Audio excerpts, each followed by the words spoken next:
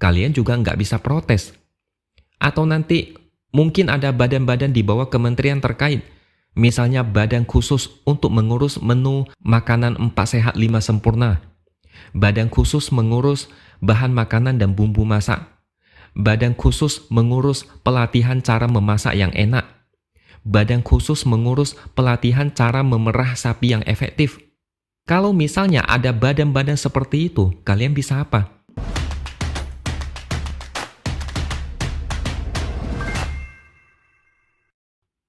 Halo, bertemu lagi dengan saya, X Hardy di Opini Siwer. Kalau ada satu aja program yang menjadi trademarknya Prabowo Gibran, maka itu adalah program makan siang gratis, ditambah susu gratis. Selain itu, nggak ada lagi. Yang dijual memang cuma itu aja, plus joget gemoy untuk menghibur warga. Dan mungkin ke depan nggak ada lagi joget-joget kayak dulu, karena sudah menang. Masa presiden joget gemoy? Jadi selamat buat masyarakat yang terhibur sesaat lalu memilih karena terhibur. Semoga pilihan mereka tidak salah dan jangan gigit jari kalau menyesal. Saking seriusnya Paslon 02 menggolkan program makan siang gratis, mereka enggak sadar sudah membuat banyak kekonyolan. Prabowo dan Gibran direncanakan bertemu untuk membicarakan opsi membentuk kementerian baru untuk program makan siang gratis. Ini baru rencana, tapi Gibran mengaku udah bahas bersama Prabowo. Sebelum itu, memang Budiman Sujatmiko sudah pernah mengatakan ada wacana pembentukan kementerian baru khusus untuk mengurus makan siang gratis. Alasannya adalah program itu butuh pendekatan khusus agar segera terlaksana. Memang masih wacana dan butuh proses yang tidak lama untuk membentuk kementerian baru. Tapi intinya mereka punya wacana ini aja udah terdengar lucu. Ngapain bikin kementerian baru? Padahal bisa aja ini dilakukan di bawah Kementerian Sosial atau badan-badan lain yang terkait. Makin banyak kementerian, kayak mau membuka lapangan kerja sebanyak-banyaknya untuk koalisi gemuk. Jangan sampai rakyat berpikir ini cuma akal-akalan untuk mengakomodir koalisi. Saya sempat mikir, apakah pendukung Prabowo bangga dengan kabar seperti ini? Mereka apa enggak malu memilih pemimpin yang untuk makan siang aja harus berpikir untuk bikin kementerian baru?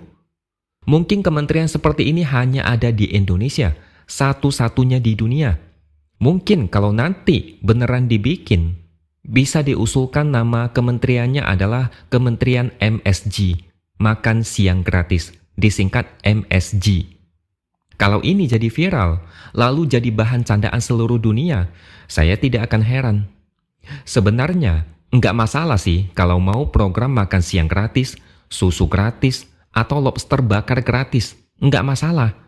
Tapi rasanya itu bukan program yang penting-penting banget. Indonesia ini banyak masalah serius yang butuh lebih banyak perhatian ketimbang makan gratis.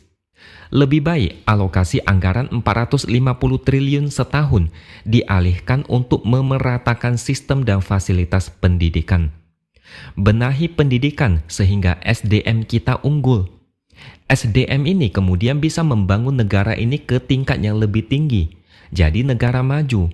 Otomatis rakyat lebih sejahtera, bisa beli makan sendiri dengan kualitas yang lebih baik. 450 triliun itu untuk setahun. Kalau 5 tahun nilainya 2.250 triliun. Itu uang yang sangat banyak. Uang sebanyak itu kalau dipakai untuk memperbaiki sekolah, memperbaiki sistem pendidikan, mendukung riset sains, memajukan teknologi, membangun infrastruktur internet, efeknya lebih masif ketimbang makan siang yang tak ada kaitannya dengan peningkatan kemampuan otak. Coba kita lihat Cina. Tahun 90-an mereka masih belum ada apa-apanya. Tapi lewat sistem pendidikan yang baik, mereka berhasil mencetak SDM yang science-oriented. Dulu banyak yang menghina barang made in China. Itu barang murahan, kualitas jeblok. Sekarang, mereka bisa bikin mobil sendiri, bisa produksi kereta super cepat, bisa bikin pesawat komersial bersaing dengan Boeing dan Airbus, bisa meluncurkan roket ke Mars, bisa bikin pesawat tempur, Produk teknologi digital, mereka bisa bikin sendiri, tidak tergantung dengan Google, Facebook, Instagram, dan lain-lain. Banyak teknologi baru yang lahir dari insinyur-insinyur di sana. Kalau tidak percaya, coba kalian boleh coba jalan-jalan ke sana. Lihat kotanya, lihat perkembangan kotanya, lihat infrastrukturnya. Kadang orang-orang bingung gimana mereka bisa membangun segila itu. Lihat gimana modernnya hidup mereka sekarang.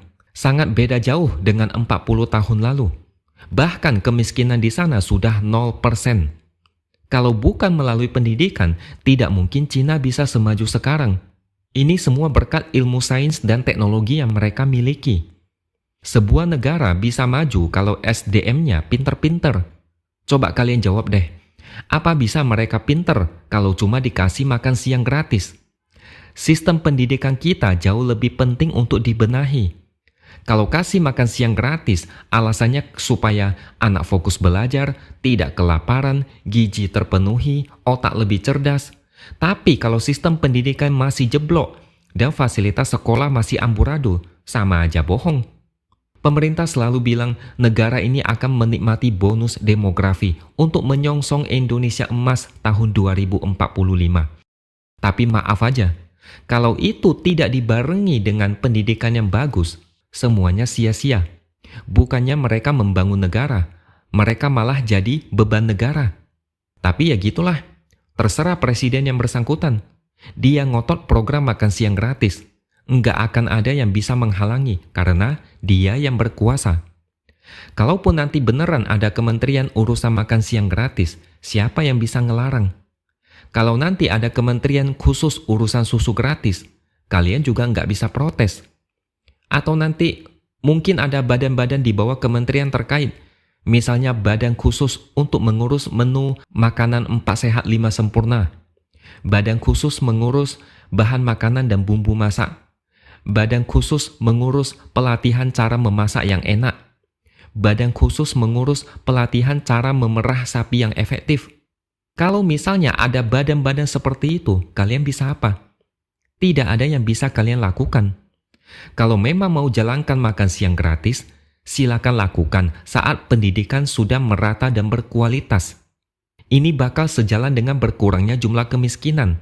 Sisanya nanti baru diatasi dengan program makan siang gratis, sehingga anggarannya lebih kecil.